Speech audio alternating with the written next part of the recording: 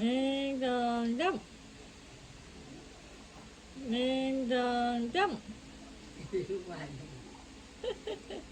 1 2 3 เดี๋ยวเคยดูนี่ทำไงนะ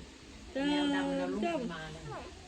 อ๋อ เมื่อก่อนตอนลูกมันเล็กๆอายาเล่าให้ฟังแม่ถามว่ายาเห็นแมวเคยเห็นแมวตัวดำไหมผมมันไล่มันเฟี้ยงมันออกไป โอ้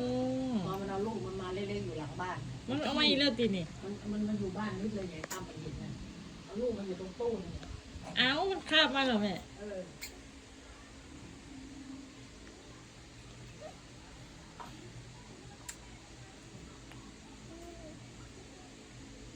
ติ้ง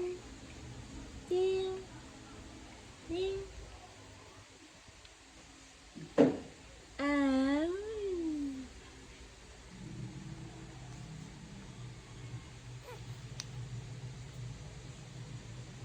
บายบายบายบายบายบายบายบายบายบายบายบายบายบาย